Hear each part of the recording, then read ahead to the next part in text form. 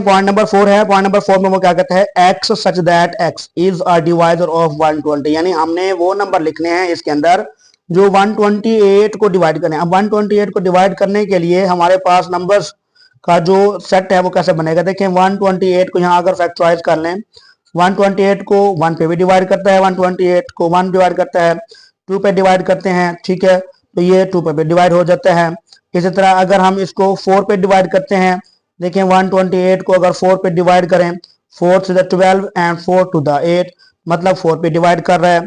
It's mean के इसके जो फैक्टर हैं वो 1 2 4, 4 के बाद क्या आता है 8, 8 के बाद क्या आता है इसका 16, 16 के बाद इसका क्या आता है हमारे पास जो इसके फैक्टर बनेंगे। यानी अब बारी बारी 128 को डिवाइड करते जाएं, 1 पे, 2 पे, 4 पे, 8 पे, 16 पे डिवाइड करते जाएं और वो नंबर जो लास्ट इसको डिवाइड करता है वो कौन सा होगा, वो 128 होगा। 128 को भी डिवाइड करता है 128, तो ये इसके हमारे पास नंबर आ जाएंगे। ये है उसके हमारे पास टेबलर फॉर्म। अब देखें पॉइंट नंबर 5 है एक्स सच दैट एक्स, क्या है, x such that x is equal to 2 की पावर n, यानी वो नंबर लिखने हैं जो 2 की पावर n हो। अब 2 की पावर n कैसे होगा, जो n बिलोंग्स करेगा नेचुरल नंबर से, ये बात याद रखनी है कि n होना चाहिए वो नेचुरल नंबर हो एंड n लेस देन हो 8 से। अब वो नंबर लिखने हैं, देखें कौन सा नंबर लिखने हैं जो 2 की पावर n में आए। अब 2 की पावर n से मुराद जो n है, यहाँ पे जो n है वो क्या हो, नेचुरल नंबर हो। इट्स मीन नेचुरल नंबर कहाँ से स्टार्ट होते हैं, 1 से, तो 2 1 दा 2, और 2 की पावर n, n की जगह पहले 1 पुट किया, अब 2 पुट करो, 2 टू दा 4, फिर 2 की पावर n, n की जगह पहले 2 है, अब 3 आ जाएगा तो यहाँ 8।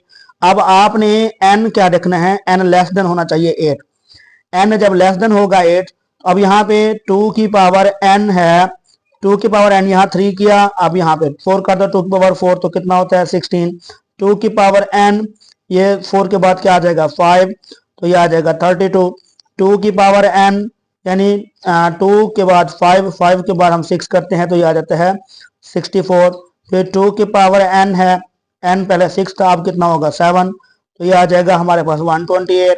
लेस देन की बात करता है वो, लेस देन 8, अब यहाँ 7 तक पुट कर दिया, 8 को पुट हमने नहीं करना। इट्स मीन नंबर कौन से आने हैं, यहाँ पे नंबर जो आने हैं वो हैं नेचुरल नंबर है 1, ठीक है, 2 की पावर n की शेप में लिखना है, 2 की पावर n की शेप में हमारे पास नंबर्स आता है 2, फिर 4, फिर 8, फिर 16, 32, 64, 64 के बाद हमारे पास 128, बस यही देखें, यह आ जाता है 2 4 8 16, 2 4 8 16, 32, 64 एंड 128, क्योंकि ये n जो है वो लेस देन है 8, तो n लेस देन 8 यहाँ तक बनता है, तो ये हमारे पास इसका आंसर आ जाएगा। पॉइंट नंबर 6 है। पॉइंट नंबर 6 में वो कहते हैं x such that x belongs to natural number, यानी कि वो नंबर लिखने हैं जो बिलोंग्स करें नेचुरल नंबर से और नेचुरल नंबर से स्टार्ट हो, और सेट किस तरह का बने, सेट इस तरह का बने कि एक्स के साथ प्लस करें 4 और आंसर आ जाए 0। अब नेचुरल नंबर स्टार्ट होते हैं 1 से, ठीक है, यानी नेचुरल नंबर क्या है 1 2 3 4। अब x के साथ क्या चीज प्लस करें कि आंसर 0 है, अगर x के साथ हम -4 को प्लस करें तो वो आंसर 0 आएगा, बट -4 क्या है, नेचुरल नंबर नहीं है, -4 तो इंटीजर्स है। इस वजह से इस तरह में इसके सेट में, इस सेट में कोई ऐसा नंबर नहीं है जो प्लस होने के बाद आंसर 0 आ दे। इट्स मीन कि इसका आंसर क्या आ जाएगा हमारे पास इम्प्टी सेट, ठीक है, यानी इम्प्टी सेट। अब x के साथ या तो -4 हम इसको साथ प्लस करें तो आंसर 0 आएगा। अब शर्त है कि इसका आंसर क्या आना चाहिए 0। अब x वो नंबर है जो नेचुरल नंबर से बिलोंग करता है, लेकिन नेचुरल नंबर में माइनस के नंबर नहीं आते, इस वजह से हमने इसके अंदर जो सेट लिखा है वो इम्प्टी सेट आ जाएगा। पॉइंट नंबर 7 है x such that x belongs to natural number. अब इसमें भी कोई ऐसा सेट लिखना है जो बिलोंग करें नेचुरल नंबर से और x is equal to x हो।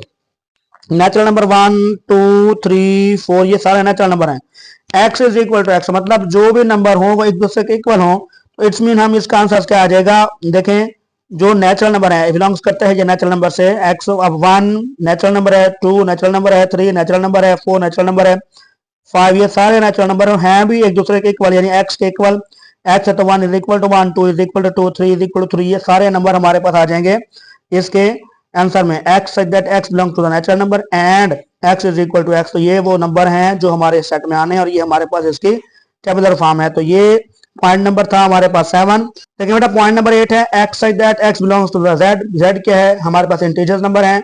अब इसमें इस तरह का कोई नंबर लिखना है कि उसका आंसर यानी 0 आ जाए। 3x + 1 = 0। इस सेट में कोई ऐसा नंबर बिलोंग्स करेगा, ऐसा नंबर लिखें जो आंसर 0। अब z क्या है, इंटीजर्स नंबर है। इंटीजर्स नंबर में क्या होते हैं, प्लस के नंबर भी होते हैं, माइनस के भी, यानी 0 +- 1 +- 2 +- 3, ये सारे के सारे नंबर्स क्या हैं, इंटीजर्स हैं। अब इनमें से कोई ऐसा नंबर तो यहां पुट करें और आंसर 0 ला दे।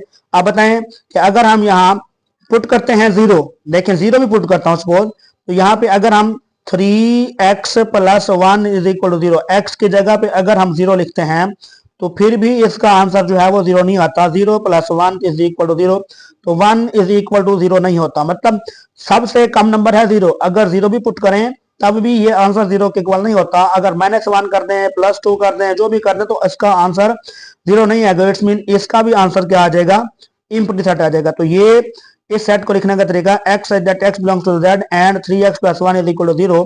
तो इसका जो टेबुलर फॉर्म में सेट लिखेंगे वो सिर्फ इम्प्टी सेट आएगा। तो ये हमारे पास था बेटा इसका 3.1 का क्वेश्चन नंबर 2। बहुत ईजी है, आप लोगों ने लाजमी इसको पहले सेट को जो इसके लिखने के तरीके हैं वो अच्छे तरीके से आप लोगों को याद होंगे, तो फिर ये क्वेश्चन होगा, अदरवाइज नहीं होगा।